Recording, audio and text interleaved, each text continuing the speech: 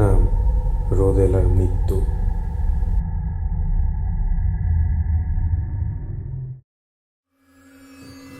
আসসালামু আলাইকুম।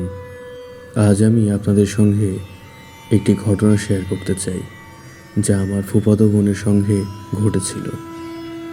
আপনাদের বুঝতে সুবিধা হবে বলে আমি আমার ফুফাতো বোনের দৃষ্টিভঙ্গি থেকে এই গল্পটি বলছি। আমি নেহা। আজ আমাদের একটি জরুরি প্রয়োজনে খুলনার মংলাপুর যেতে হবে, কারণ আজ ভোর 5টায় রোদেলা আন্টি ইন্তেকাল করেছেন। তার আগে বলে রাখি, রোদেলা আন্টি আমাদের কে হন। আমার আম্মু আর রোদেলা আন্টি খুব কাছের বান্ধবী ছিলেন। তারা সবসময় একসঙ্গে সময় কাটাতেন এবং একই স্কুল ও কলেজে পড়তেন। সবচেয়ে বড় বিষয়, আমার নানা এবং রোদেলা আন্টির বাবা ছিলেন ফুফাতো মামাতো ভাই। এ কারণে তাদের মধ্যে আত্মীয়তার সম্পর্কও ছিল। আমার আম্মু সবসময় রোদেলা আন্টির মঙ্গল কামনা করতেন, তার দুঃখে দুঃখিত হতেন এবং সুখে আনন্দিত। কিন্তু রোদেলা আন্টি আমার আম্মুকে পছন্দ করতেন না। আমার নানার তুলনায় রোদেলা আন্টির পরিবার আর্থিকভাবে বেশি সচ্ছল ছিল, আর তিনি সবসময় সেই দাপট দেখাতেন। যখন আমার দাদা আমার আম্মুকে বাবার জন্য পাত্রী হিসেবে বেছে নেন, তখন রোদেলা আন্টি খুব বিরক্ত হন। তিনি অনেকবার আমার বাবা মায়ের বিয়ে ভেঙে দেওয়ার চেষ্টা করেছিলেন, কিন্তু প্রত্যেকবারই ব্যর্থ হন। বিয়ের পর রোদেলা আন্টি আর আমার আম্মুর সঙ্গে কোনো সম্পর্ক রাখেননি। এবার বর্তমানে ফিরে আসি। আমরা খুলনা পৌঁছাতে দুপুর 1টা বেজে গেল।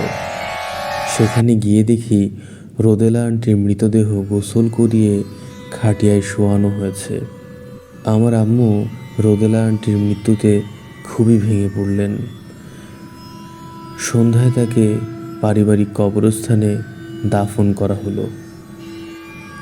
দাফনের পর লোকজন বলাবলি করছিলেন যে রোদেলা আন্টি মৃত্যুর আগে সম্পূর্ণ সুস্থ ছিলেন। তার কোনো অসুস্থতা বা খারাপ লাগার লক্ষণ ছিল না। এটি একটি অস্বাভাবিক মৃত্যু ছিল। এই কথা শুনে আমরা সবাই অবাক হলাম। রাতে আমাদের সেই বাড়িতে থাকতে হলো। মরা বাড়িতে 1 রাত থাকলে 4 দিন থাকতে হয়। এইরকম নিয়মের কারণে আমাদের থেকে যেতে হলো।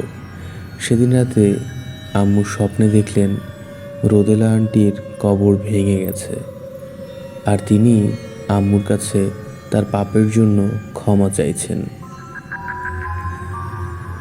সকালে আম্মু এই স্বপ্ন সম্পর্কে সবাইকে জানান, বিশেষ করে রোদেলা আন্টির স্বামীকে, আমার চাচা হাবিব তালুকদার। চাচা অবাক হন, কারণ তিনিও একই স্বপ্ন দেখেছিলেন।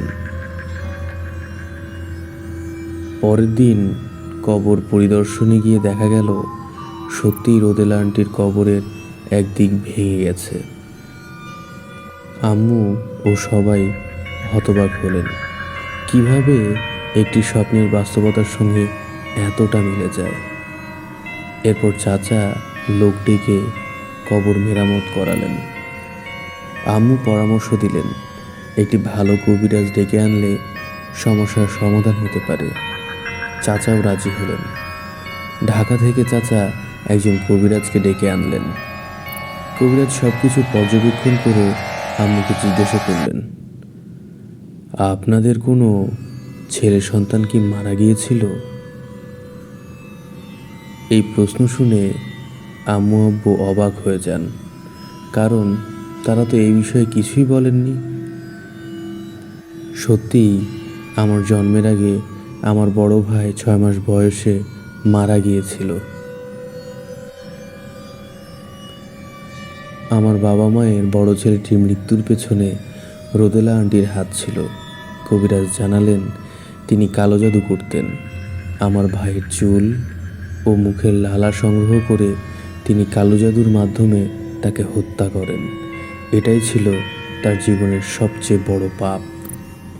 রোদেলা আন্টির নিজের একটি মেয়ে ছিল, আর মৃত্যুর সময় তিনি 8.5 মাসের গর্ভবতী ছিলেন। তার পেটে একটি ছেলে সন্তান ছিল। অন্যের সন্তানকে মেরে ফেলার পর নিজের পাপে তিনি নিজেও ছেলে সন্তান সহ মৃত্যুবরণ করেন। মানুষের পাপের শাস্তি ইহকালে বা পরকালে একবার হলেও ভোগ করতে হয়।